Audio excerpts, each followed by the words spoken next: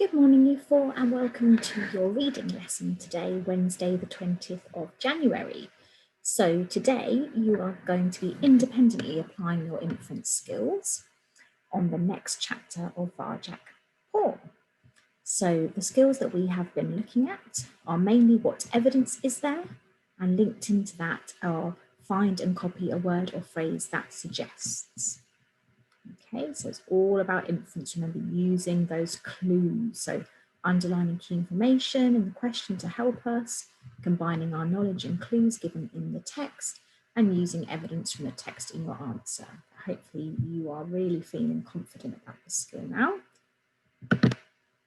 So very quickly, to warm our brains up, can you remember what happened in chapter 3? Have a little think, tell yourself, or write down a few bullet points. Pause the video until you've finished. So here's a quick summary. So in chapter 3, Elder Paul told the family about his thoughts and memories. He believed that the Contessa was dead. He remembered that this man had been in the house years ago. He wanted to take all the cats away, but he left the house after he got into an argument with the Contessa. He thought that the family was in danger and they needed to get help from the outside. Only Varjak believed Elder Paul. Father defied Elder Paul's authority and his capability to make decisions for the family. Okay. Right, so now let's read the next chapter. So try and read it independently now, but obviously I'll read it along as we are on the video. And when you finished reading it all with me, or when you finished, if you're going to mute me and read it yourself, when you've finished, please answer the questions typed in blue. I've put them on each page to make it slightly easier for you to find where the answers are. Okay. So, Varjak Paul, chapter 4. The moment the grown-ups had left the room, Julius turned to Varjak. I know why the Contessa's not here, he said, digging a claw into the toy mouse. It's because she can't stand to look at Varjak's eyes. Jasmine, Jay, Jeffro and Jerome all stood by Julius's side. No one stood by Varjak's side. He was alone and boxed in by the Contessa's empty armchair. Poor Varjak, said cousin Jasmine, but she was smiling as if it was some kind of joke. Why do you always pick on him? I'm sure he'd rather have green eyes like everyone else. Because they're different, said Jay. The colour of danger, added Jethro. He's not one of us, concluded Jerome. Varjak ignored them. He didn't even look at them, staring instead into the fire. The Contessa's not here because she's probably dead. Didn't you hear the Elder Paul? That's enough, insect, snapped Julius. No one asked you. And how dare you speak in a family council? You're a disgrace to the name of Jalal. Julius's tail thudded menacingly on the rug. Very slowly, Varjak looked up and met his brother's eyes. His own tail started to thud. Is that supposed to scare me? Sneered Julius. He towered over Varjak Paul. His claws came out. So did Varjak's. Fight, fight, fight! Jay, Jeffro and Jerome crowded round the two of them. Jasmine watched, grooming her fine silver blue fur. Varjak shook inside, but he didn't show it, didn't back off. He'd never had a real fight, and he knew he didn't stand a chance against Julius. But it was as if something inside him was rising up, something old and strong and buried deep. Who did Julius think he was? Julius, darling, he's only a little kitten, cooed Jasmine in her milk-in-the-morning voice. He's not even a proper Mesopotamian blue, said Julius. He stared at Varjak with devastating green eyes. His pupils were thin slits of scorn, mocking, challenging, darling Varjak to move first. Varjak couldn't. He couldn't even hold the gaze. It was too strong, too sure of itself. Whatever it was that had risen up within him had gone. He turned away and backed down. It was over. Julius had beaten him with just one look, as father had beaten the Elder Paul. In the fireplace, the flames spluttered and died. You're the cause of all this trouble, said Julius. Apologise for what you've done. I'm sorry, croaked Varjak. The words were like hot coals in his mouth. And don't ever do it again, or I'll break every bone in your body. Varjak sloped away from the front room, humiliation scorching his cheeks. A disgrace to the name of Jalal. That hurt the most. He didn't care what Julius thought, but Varjak had always felt close to his ancestor, always loved the Tells. He couldn't bear the thought of being a disgrace to him. You wait, he said to an imaginary Julius in his head. You just wait. One day I'll show you. There was no one in the hallway. It didn't matter if he was caught going out into the garden now. Things could hardly get any worse. Varjak went up to the back door, nudged the cat flap open, and slid silently out. The garden was a dark, gloomy place full of gnarled old trees. They'd bent back on themselves, grown inwards, and locked together, making a tangled net of knotted wood. It was hard to see the sky through them. Beyond the trees lay the stone wall that enclosed the Contessa's house and garden. It was so high that no one in the family could imagine climbing it, even Varjak, who could sometimes make it halfway up a curtain before mother or father shouted him down. He drank in the cold night air, peered at the massive wall, the tangled branches, and thought he could see a thin white whisker of moon up there, far, far above. Varjak! It was the elder Paul. He was on his own, at the bottom of the garden, by the crumbling roots of a dying tree. Varjak padded over to join him. I'm sorry, elder Paul, he said. It's my fault, everything that happened. But it's true about the black cats. I swear on the name of Jalal, it's true. His grandfather smiled sadly. I know that, he replied, and it's not your fault, not a bit of it. It's them. They don't even want to think anymore. They sat in silence together in the shadow of the wall. Are you still going to tell me the tale of Jalal's greatest battle? Said Varjak after a while. Against Salia of the North? Or Celia of the North, let's check that. Not tonight, said the elder Paul. I'm afraid there are more important things to tell you first. You're still young, but I don't think we have much time, and you're the only one who'll understand. Varjak's skin tingled beneath his fur. Even after what had happened in the council, he was thrilled by his grandfather's words. I'm ready, elder Paul, he said. Then listen carefully.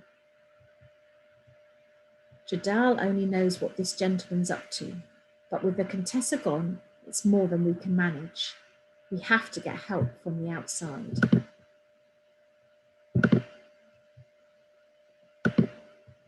Oh, sorry about that.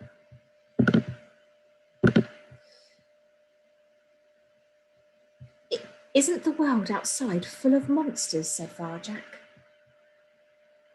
I was just going to check whether that should say Jalal rather than Jadal. That was all I was just going to check in my book.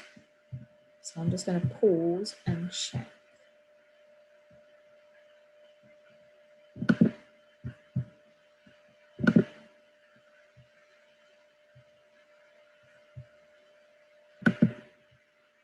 Right, apologies for that little bit of an interruption. So it definitely should say Jalal there. So then listen carefully. Jalal only knows what this gentleman's up to, but with the Contessa gone, it's more than we can manage. We have to get help from outside. Isn't the world outside full of monsters? Said Varjak.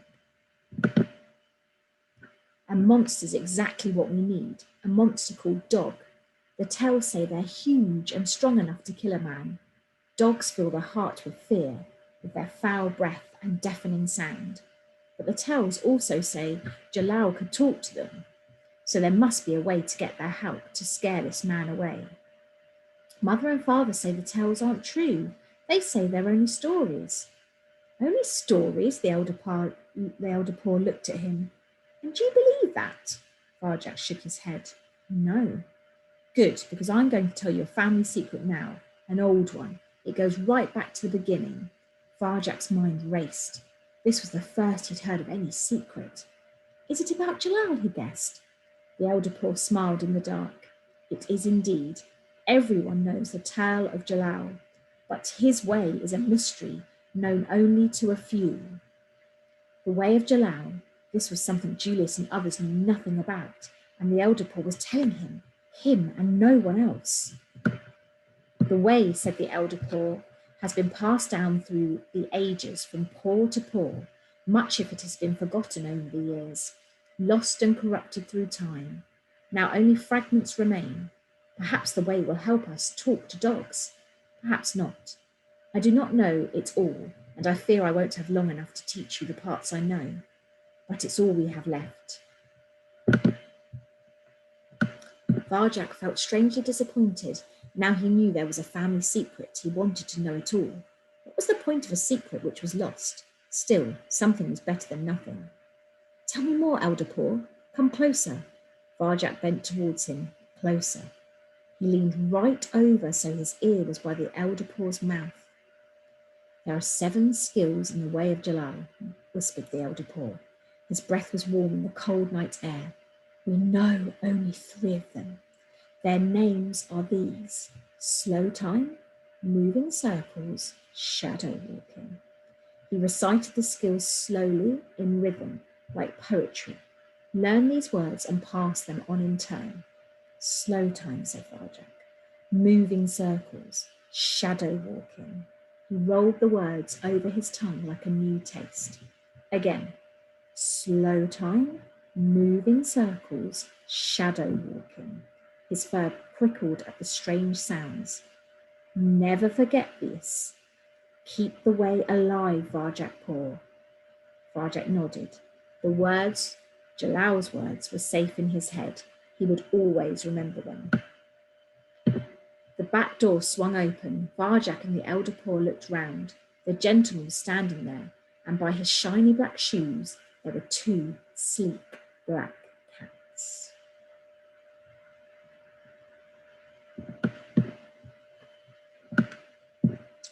Right, so now I'd like you to go back and answer all the questions.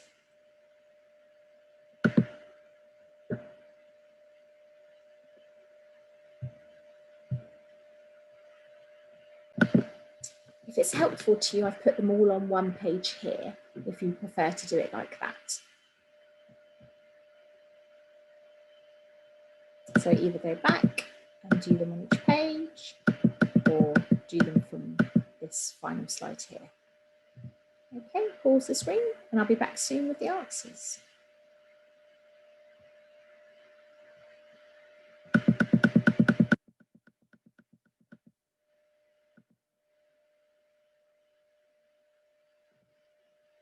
Okay, so how did you get on? Hopefully you used all your skills of underlining or pointing to where you found the information and making sure you had evidence to back up your answer. Okay, so what evidence is there to suggest that cousin Jasmine is trying to be kind to Varjak? Well, down here, although it says she was smiling, it does say, I'm sure he'd rather have green eyes like everyone else. So she's trying to relate to him. She's trying to be kind, to say that he doesn't want to be different.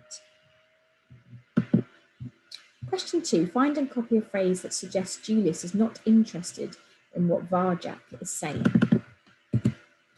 So it says here, that's enough, insect, snapped Julius. No one asked you.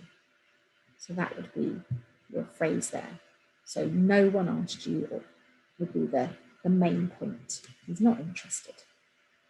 Find and copy a phrase that suggests Varjak is scared. So that would be Varjak shook inside. What evidence is there to suggest that Varjak is disappointed in himself?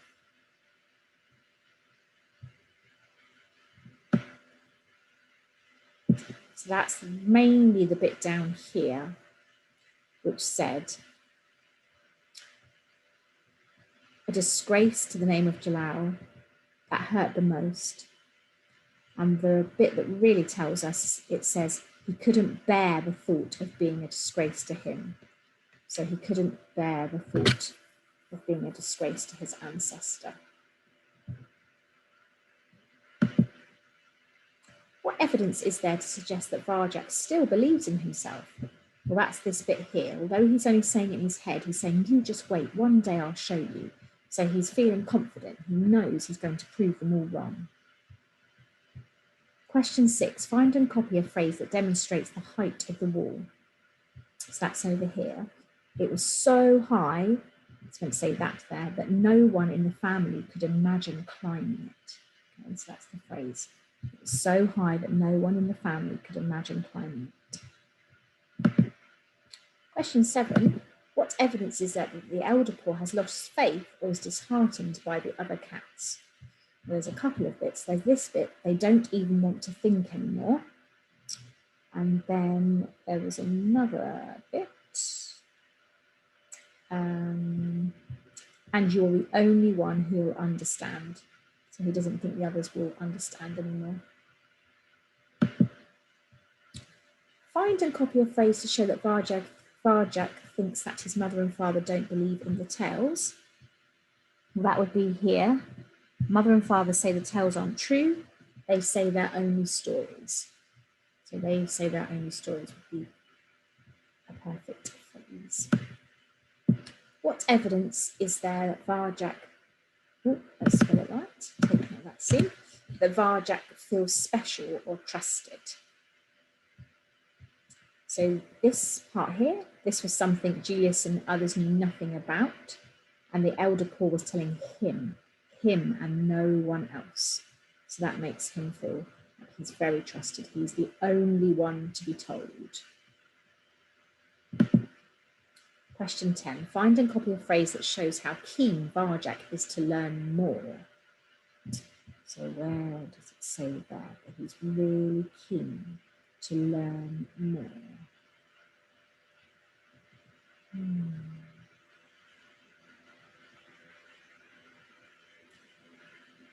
It's this bit here. So he leaned right over, so his ear was by the elder paw's mouth.